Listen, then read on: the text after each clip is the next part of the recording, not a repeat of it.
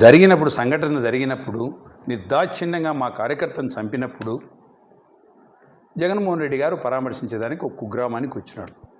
సహజంగా ఒక కుగ్రామానికి ఒక పెద్ద నాయకుడు హెలికాప్టర్లో వస్తా అన్నప్పుడు మీరు పూర్వం బాగా గమనించుంటారు. కొత్తగా ఆర్టీసీ బస్సు వచ్చినప్పుడు మనమందరం ఆర్టీసీ బస్సు చూసేదానికి పల్లెల మీద నడుచుకుంటూ పోయి మెయిన్ రోడ్డు పోయి ఆర్టీసీ బస్సు చూసాం మనం. అట్లాంటిది ఆ పల్లెలకు హెలికాప్టర్ వచ్చినప్పుడు అంత ప్రజాదరణ నాయకుడు వచ్చినప్పుడు ఆ నాయకుడిని చూసేదానికి ఆటోమేటిక్గా వచ్చినారు. మీ పోలీసులు వైఫల్యం చెందినారు కాబట్టి కంట్రోల్ చేయలేకపోయినారు కాబట్టి హెలికాప్టర్ ఎలా ఉంటుందో చూడాలని ఉద్దేశంతో దగ్గరికి పోయి చూసినారు.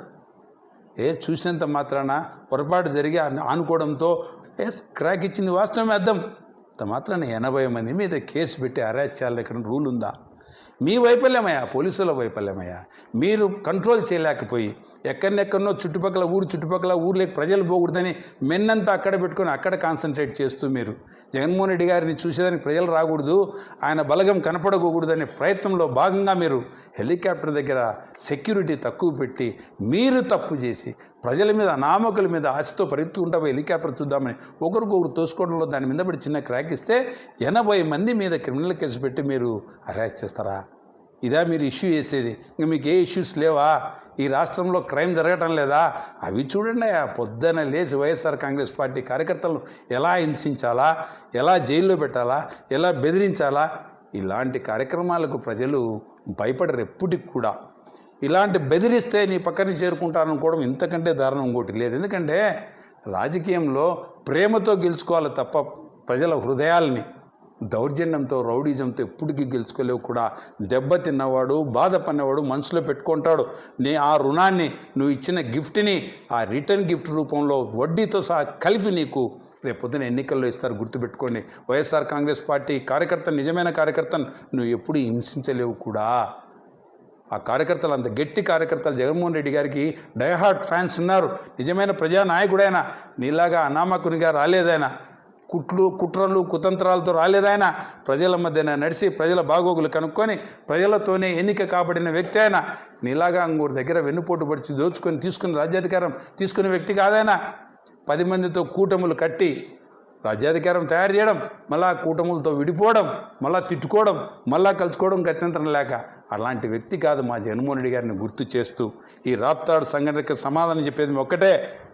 మీరు కేవలం మా కార్యకర్తలు హింసించాలనే ఉద్దేశంతో కేసులు పెడుతున్నారు తప్ప ఇంకొకటి లేనే లేదు. సైడ్ ఎడారైపోతూ ఉంది.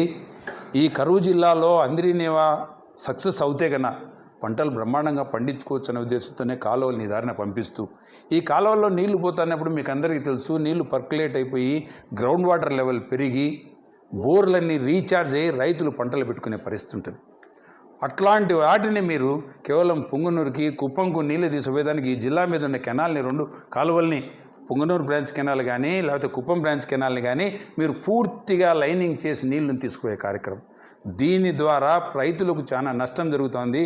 దీనిపైన ఆల్రెడీ మా వైఎస్ఆర్ కాంగ్రెస్ పార్టీ ఉద్యమం స్టార్ట్ చేసింది. మా తోపుదుర్తి ప్రకాష్ రెడ్డి గారు దాని మీద ఉద్యమించడం మొదలుపెట్టాడు. ఆయనకు సంఘీభావంగా మేమందరం కూడా కదిరిలో కూడా ఒకమారి మీటింగ్ పెట్టి ప్రెస్ మీట్ పెట్టి అన్నా నువ్వు స్టార్ట్ చేయి, మీతో పాటు మేము కూడా మీ సంఘీభావం తెలుపుతాం, ఉద్యమంలో మేము కూడా పాలు పంచుకుంటాం, రైతు సోదరులందరినీ చైతన్యపరుస్తామని చెప్పినాం. భవిష్యత్తులో కూడా దాని మీద విపరీతంగా ఉద్యమిస్తాం సోదరా. కారణం ఏంటంటే రైతులకు జరిగే అన్యాయం. మా జిల్లా 190% మంది ప్రజలు కేవలం వ్యవసాయం మీద ఆధారపడిన వాళ్ళమే. అది కూడా గుట్టలు మిట్టలు ఎక్కువ ప్రాంతం మాది. మాకు నీళ్లు పైకి ఎక్కవు. గ్రౌండ్ వాటర్లో ఉంటే బోర్లు వేసుకొని పైపుల ద్వారా తీసుకుపోయి స్ప్రింక్లర్లో డ్రిప్పుతోనో పండించుకోవాల్సిన మాకు ఆ నీళ్లు లేకపోతే మేము బతికే పరిస్థితి లేదు. కాబట్టి దీని మీద పూర్తిగా తెలుగుదేశం పార్టీ కేవలం వాళ్ళ కమిషన్ల కోసం చేస్తున్న ఆ లైనింగ్ కార్యక్రమాల్ని ఆపేసి రైతులకు నీళ్ళు ఇచ్చే కార్యక్రమం చేయమని వాళ్ళ హితో పలుకుతూ అవును అది మొదలు పెట్టారన్న. దాన్ని మేము అడ్డుకోవాలి, మేము అడ్డుకుంటాం కూడా. వైఎస్ఆర్ కాంగ్రెస్ పార్టీ తరఫున దాన్ని అడ్డుకునే కార్యక్రమం, ప్రజల్లో చైతన్యం తీసుకొచ్చి అడ్డుకునే కార్యక్రమం చేస్తామని ఈరోజు తెలియజేస్తా ఉన్నాం. 99 రూపాయలతో 3,000 కోట్ల రూపాయలు దుర్వినియోగం చేసే కార్యక్రమం అన్న.